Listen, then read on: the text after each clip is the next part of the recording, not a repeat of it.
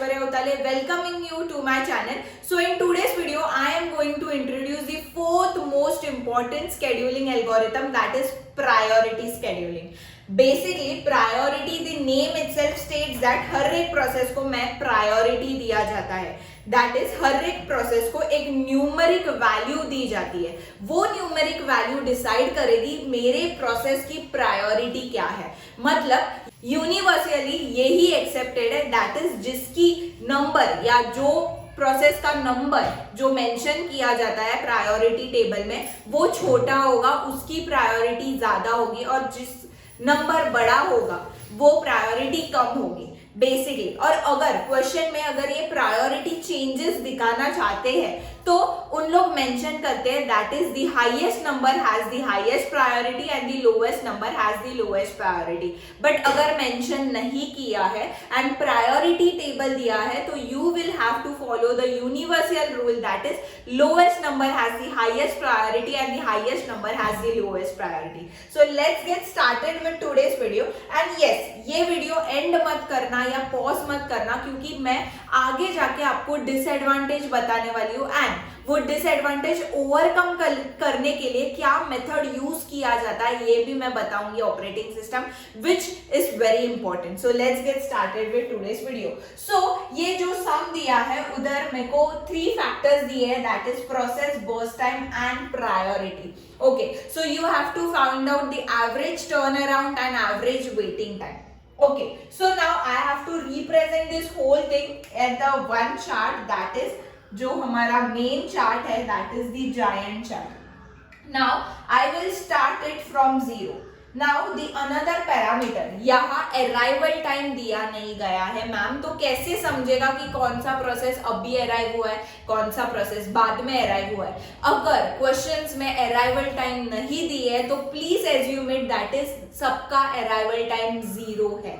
Okay, सो अगर priority या कोई भी अलग स्केड्यूलिंग एल्गोरिथम में अराइवल टाइम नहीं दिया है तो don't just baffle yourself and घाई में कुछ भी सॉल्व करना. Arrival time you can assume it, नहीं दिया है तो 0 है. Okay, so at 0 point of time सभी प्रोसेसेस मेरे रेडी क्यू में आके बैठे हैं.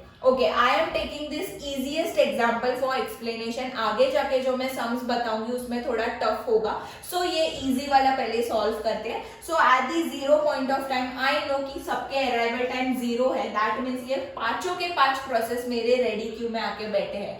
Now the main comes in the picture, that is the criteria I will look, that is the priority. So यहाँ मैंने कोई मेंशन नहीं किया हाईएस्ट प्रायोरिटी कौन सा, तो the lowest number has the highest and the greatest number has the lowest priority. So let's get started. That is, अगर मेरे प्रोसेस में पांचों के पांचों रेडी क्यू में आके बैठे हैं एंड आई नो कि 4th वन का प्रायोरिटी बड़ा है तो obviously I will give the whole shoot to the 4th one. Now 4th one पूरा एग्जीक्यूट होगा, दैट इज 4 पूरा का पूरा एग्जीक्यूट होगा. ओके, नाउ मूविंग फॉरवर्ड, जिसकी प्रायोरिटी अभी 1 तो हुआ, दैट इज 2. 1 के बाद 2 आएगा तो 2, दैट इज P3 एग्जीक्यूट होगा 9 तक. P3 भी पूरा एग्जीक्यूट हुआ. नाउ कम्स दी 1 और 2 हुआ, that is 3, that is P5 execute होगा 3 time which gives me 12.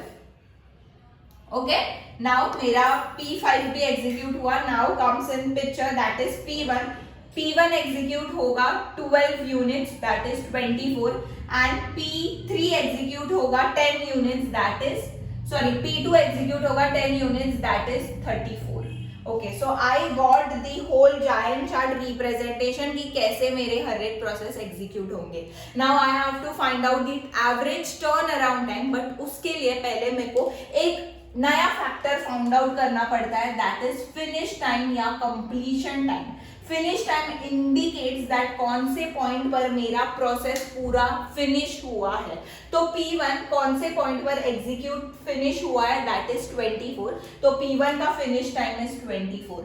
Similarly P2 का फिनिश टाइम इज 34, P3 का फिनिश टाइम इज 9, P4 का finish time is 4 and P5 का finish time is 12. Now I will move forward to the turn around time. Now ये turn around time, waiting time, response time का मैंने already shoot किया हुआ video है कि कैसे मैंने फॉर्मूला जनरेट किया है. अगर नहीं देखा है तो please visit that video first and then move to this video.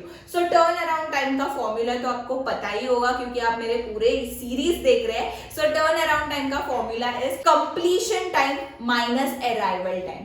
मतलब कंप्लीट कौन से टाइम पर हो रहा है माइनस मेरे जो टाइम पर अराइव हुआ है वो वाला टाइम. तो यहाँ सबका अराइवल टाइम 0 है तो मैंने 24 माइनस 0 करूंगी 24, 34 माइनस 0 करूंगी तो 34, similarly 9, 4 and 12. Now coming forward to the last equation I have to do, that is the waiting time. Now waiting time का formula is turn around time minus burst time. तो turn around time minus burst time करूंगी तो मुझे waiting time मिलेगा. That is कितने time मेरा process execute होने के लिए वेट किया है रेडी क्यू में. तो waiting time of P1 is क्या, मेरा टर्न अराउंड इज 24 माइनस 12 करूंगी. 24 माइनस दैट इज 24 माइनस 12 करूंगी तो मेरे को आएगा 12 एंड 34 माइनस 10 करूंगी तो मेरे को आएगा 24. देन कम्स 9 माइनस 5 करूंगी तो मुझे आएगा 4, 4 माइनस 4 करूंगी तो मुझे आएगा 0, 12 माइनस 3 करूंगी तो मुझे आएगा 9. So this is the waiting time. Okay so this is the turn around time कैसे निकालते हैं एंड वेटिंग टाइम कैसे निकालते हैं. Now let's move to the next forward topic, that is average turn around time कैसे निकालूंगी. तो average अगर मुझे निकालना है तो मैं पहले क्या करूंगी, ये सबको ऐड करूंगी और divide by number of process करूंगी. तो अगर मैं ऐड कर रही हूँ 24 plus 34 plus 9 plus 4 plus 12 divide by कितने number of processes, that is 5. तो it will give me the answer, that is the answer 16.6.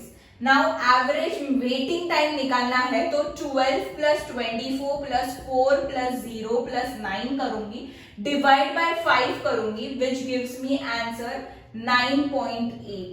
So this is the overall explanation about the priority scheduling. Now priority scheduling में एक disadvantage आता है. क्या होगा, जब अभी मेरे हर एक प्रोसेस को एक प्रायोरिटी दिया जाता है, बराबर जैसे एक नंबर इंडिकेट करते हैं. But now please keep in this mind कि अगर मेरे प्रोसेस से बढ़कर कोई प्रोसेस आके बैठा है तो मुझे बाय डिफॉल्ट मेरे प्रोसेस को निकाल के हायर प्रायोरिटी का बिठाना है.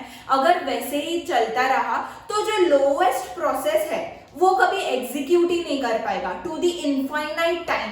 मतलब उसका कुछ मैं बता नहीं सकती कि कब उसको एग्जीक्यूशन टाइम मिलेगा. देयर कम्स द प्रॉब्लम, तभी प्रॉब्लम अराइज होता है स्टारवेशन का. So the disadvantage here is the problem, that is starvation. So disadvantage is जिसका लोएस्ट प्रायोरिटी है, दैट इज जिसकी लोएस्ट प्रायोरिटी है, may lead to starvation.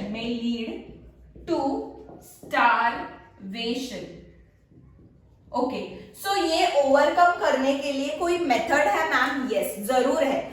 ये जब भी प्रायोरिटी के क्वेश्चंस आते हैं तो there comes a method, that is ageing method. Is here to overcome this starvation process, या ये स्टारवेशन होता है वो कम करने के लिए a method is introduce, that is ageing.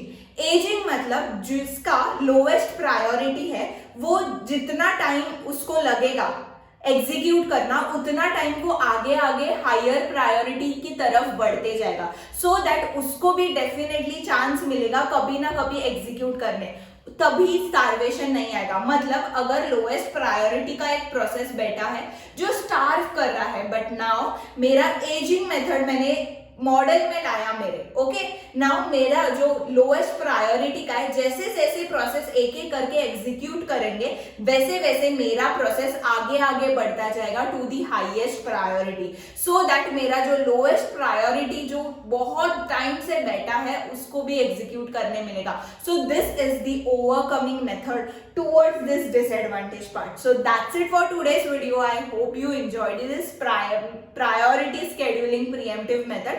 So अगर आगे भी मैं बहुत सारे स्केड्यूलिंग पढ़ाने वाली हूँ, तो इसलिए you have to do the free का work, that is like share and subscribe to my channel, so that हमेशा ऐश्वर्या पॉपअप होगी कि आज कोई तो नया वीडियो डाला है. Bye bye.